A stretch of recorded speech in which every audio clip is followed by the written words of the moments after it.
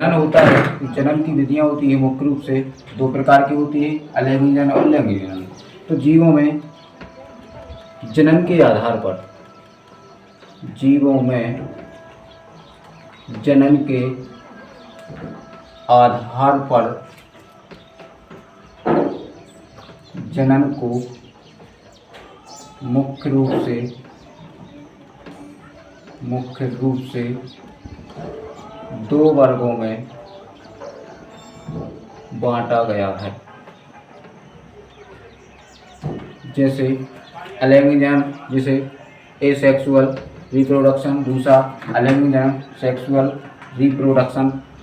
अलैंगिक जनन एक कोश के जनन भी कहा जाता है, एक कोश की जनन भी कहा जाता है, क्योंकि अलैंगिक जनन में, चलो पहले को लिखते हैं, क्योंकि अलैंगिक जनन में एक कोश की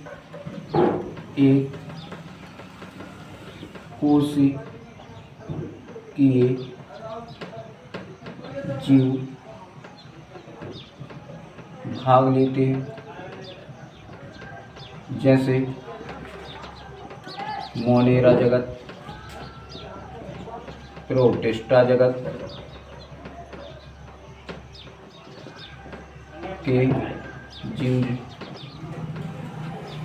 एवं कुछ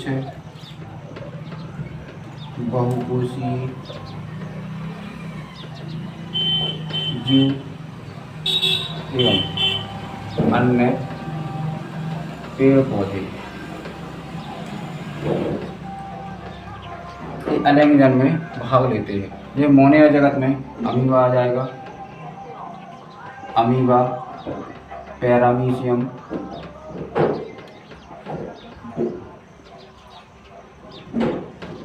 यूग्लिना इत्यादि।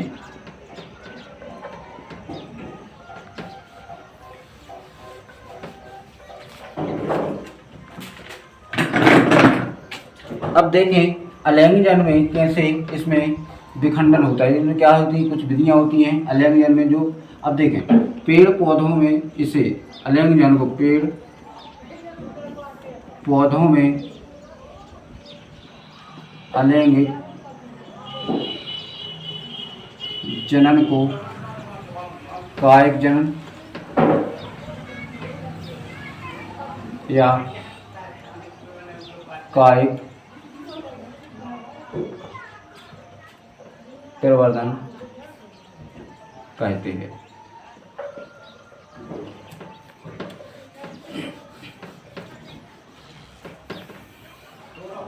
अब देखिए आगे अलैंगिक जनन कैसे होता है। जैसे मान लो अमीबा है, अमीबा में क्या होगा, जैसे प्रोसेस होगी, इसमें डीएनए है, डीएनए तो आगे इसकी प्रक्रिया बढ़ेगी, प्रोसेस होगी, तो ये डीएनए है जो क्या हो जाएगा, डबल हो जाएगा, डीएनए डबल हो जाएगा। इसके बाद आगे और प्रोसेस होगी, तो इसमें जो डीएनए है ये अपनी डबल हो गया, जो क्या हो जाएगा, अलग हो जाएगा।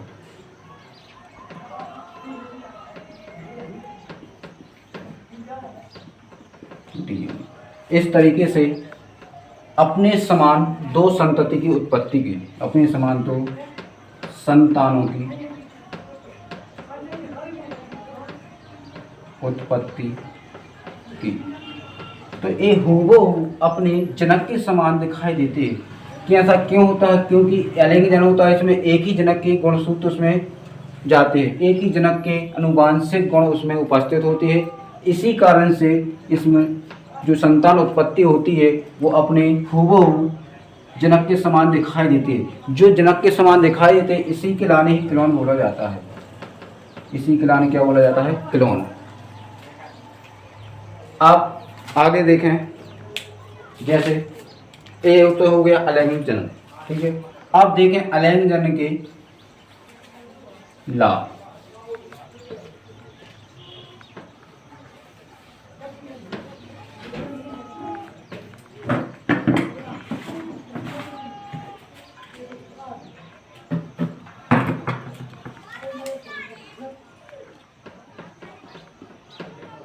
अलैंगिक जनन जनन के लाभ।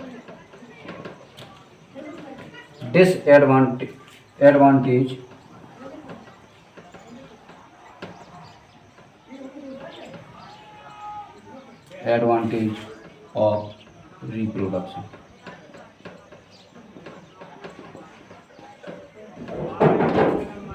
अलैंगिक जनन के लाभ। तो इसमें पहला लाभ क्या होता है? अलैंगिक जनन तीव्र गति से करता है, तीव्र गति से करता है।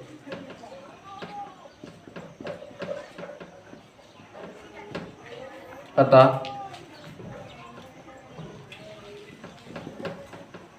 कम समय में अधिक संतानों को उत्पन्न करता है। इसका दूसरा लाभ होता है अलैंगिक जनन प्रतिकूल परिस्थितियों में अलैंगिक जनन प्रतिकूल परिस्थितियों में अलैंगिक जनन प्रतिकूल परिस्थितियों में सहने हेतु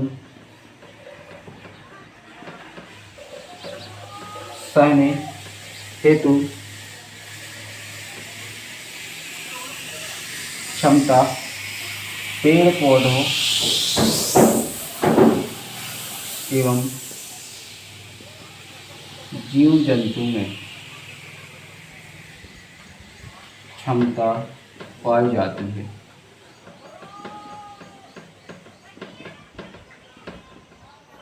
आगे देखें, अलैंगिक जनन में एक ही जनक भाग लेते हैं।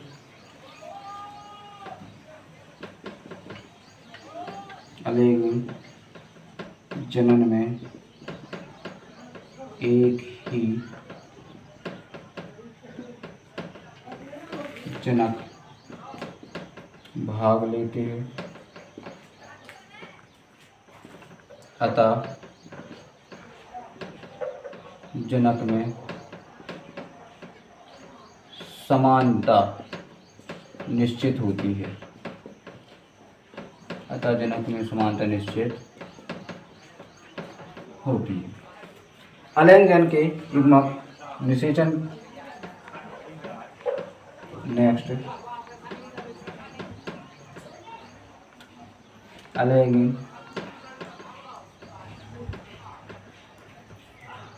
जनन की निषेचन की प्रक्रिया में कम समय लगता है। बस ये हो गए अलैंगिक जनन के लाभ। तो अलैंगिक जनन में पहला लाभ, अलैंगिक जनन में तीव्र गति से, अलैंगिक जनन की जो प्रक्रिया होती है वो तीव्र गति से होती है, अतः कम समय लगता है। क्योंकि इसमें ना तो भ्रूण बनाने की आवश्यकता होती है डायरेक्ट, क्योंकि एक ही जनक की आवश्यकता होती है। दूसरे, अगर एक ही जनक है तो दूसरे जनक की आवश्यकता नहीं होती, एक ही जनक उस प्रक्रिया कर लेता है और इसमें समय कम लगता है। एक ये हो गया। दूसरा होता है अलैंगिक जनन प्रतिकूल परिस्थिति। जैसे मान लो कोई व्यक्ति होता है, जैसे मान लो दूसरे वातावरण जाता है तो प्रतिकूल कुछ क्षमता को, मान लो उसको कोई प्रॉब्लम होती है, तो अगर ये अलैंगिक जनन जो उसमें अगर प्रक्रिया होती है अलैंगिक जनन, तो उसमें क्षमता पाई जाती है पहले से कि अगर दूसरी जगह भी जाता है वातावरण की प्रतिकूल अगर जो हो जाता है तो उसमें क्षमता पाई जाती है कि वो सहन कर सकता है। और तीसरा लाभ होता है अलैंगिक जनन एक ही जनक, जो अलैंगिक जनन में होता है एक ही जनक की आवश्यकता होती है। इसी कारण, जिस कारण से वो अगर एक ही जनक भाग लेगा उसमें, तो उसमें जो समानता होगी वो हूबहू अपने पिता जनक के समान ही होगा। ये निश्चय होगा कि मतलब वो हूबहू अपने पिता के समान ही दिखाई देता है। अलैंगिक जनन में निषेचन क्रिया बहुत कम समय में हो जाती है और कम समय में ही अधिक संतति की उत्पत्ति कर देता है। तो ये हो गए अपने अलैंगिक जनन के लाभ। अब अलैंगिक जनन की देखें विधियां। तो आप लोग चाहो तो नोट कर सकते हो।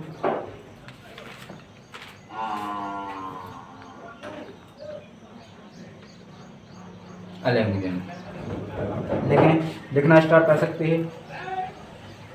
अलैंगिक जनन तीव्र गति से होता है। अलैंगिक जनन तीव्र गति से होता है।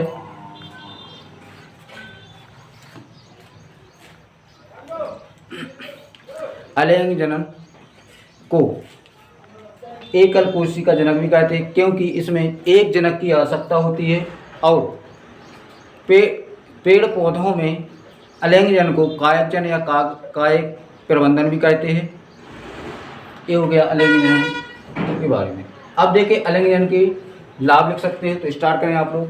अलैंगिक जनन तीव्र गति से करता है, अतः कम समय में अधिक संतानों की उत्पत्ति करता है। अलैंगिक जनन प्रतिकूल परिस्थितियों में सहने हेतु पेड़ पौधों एवं जीव जंतुओं की क्षमता पाई जाती है। तीसरा, अलैंगिक जनन में एक ही जनक भाग लेते हैं, अतः जनक में समानता निश्चित होती है। चौथा, अलैंगिक जनन के निषेचन की प्रक्रिया में कम समय लगता है। अब इसके बाद देखें अलैंगिक जनन के लाभ हो गए। इसके बाद देखें अलैंगिक जनन की हानियाँ।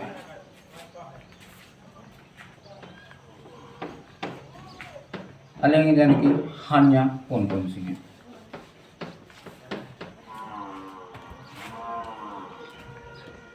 अलैंगिक जनन की हानि। डिसएडवांटेज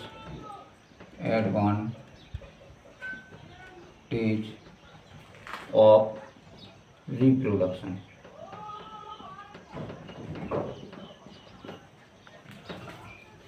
अलैंगिक जनन की हानियाँ देखें। अलैंगिक जनन में एक पदार्थ का अनुवांशिक पदार्थ स्थानांतरित होता है। अलैंगिक जनन में केवल एक जनक का आनुवंशिक पदार्थ स्थानांतरित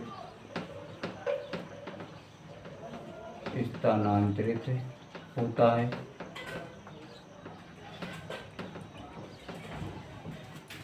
जिससे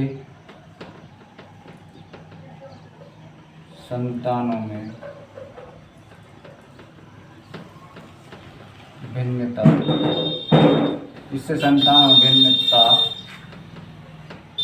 नहीं पाई जाती है।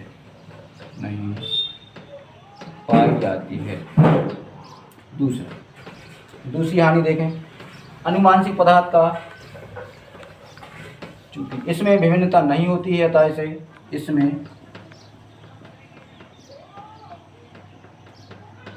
विभिन्नता नहीं पाई जाती है, जिससे नए जाति का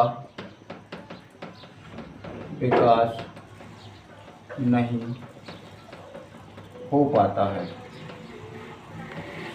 तो इसकी दो हानियाँ देखी अपन ने। पहला होता है अलैंगिक जनन में एक ही जनक के जो अगर अलैंगिक जनन में एक ही जनक भाग लेता है, इस कारण से उसके एक ही जनक की अनुवांशिक पदार्थ स्थानांतरित होंगे, जिस कारण से उसमें भिन्नता नहीं पाई जाती है। दूसरी देखा अपन ने, दूसरी हानियाँ देखी है, इसमें भिन्नता नहीं पाई जाती, इस कारण से नई जाति का विकास भी नहीं हो पाता, नई जाति उत्पत्ति नहीं हो पाती है, इस कारण से इसमें ये हानियाँ होती हैं। अब इसके बाद देखें कि अपन ने हानियाँ देखनी हैं। अब अलैंगिक जनन की विधियाँ जो अपन को देखना, अलैंगिक जनन की विधियाँ किन किन विधियों से अलैंगिक जनन हो सकता है, तो देखें।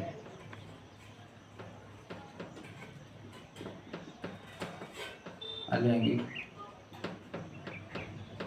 जनन की विधियाँ। Method of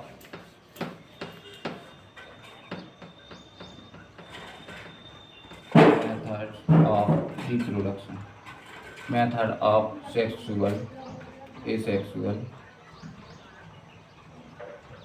reproduction। तो अलैंगिक जनन होता है, जो अलैंगिक जनन की मुख्य रूप से 6 विधियाँ होती हैं, जो इस प्रकार है, जो अपन देखें। विखंडन, पहले होती है विखंडन यानी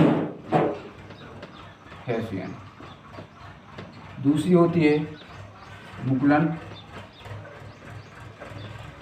यानी बडिंग,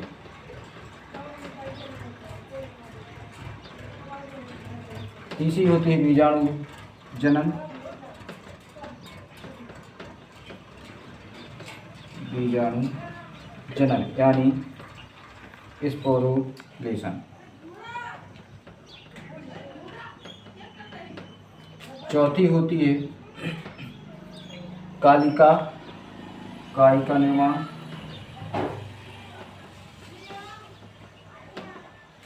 जिम्मा फार्मूला,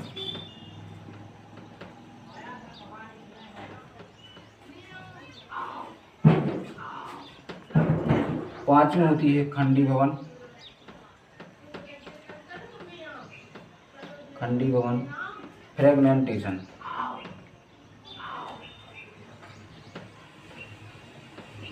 फ्रेगमेंटेशन। छठवीं होती है पुनरुद्ध भवन यानी रीग्रेन्यूएशन।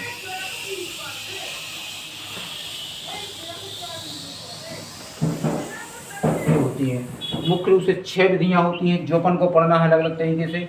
तो अलैंगिक जनन में जो अलैंगिक जनन की मुख्य विधियां होती है वो 6 प्रकार की होती है। पहली विखंडन विधि, मुकुलन विधि, बीजाणु जनन, कायिक निर्माण, खंडीभवन और पुनरुद्भवन। तो ये विधियां अपन इन विधियों के बारे में देखना है, किसमें कैसी प्रक्रिया होती है, किसमें कैसे जनक भाग लेते हैं, कैसे उसका विभाजन होता है, कैसे नए संतान की उत्पत्ति होती है। तो इसके बारे में अपन देखेंगे नेक्स्ट भाग में। आज के लिए इतना ही।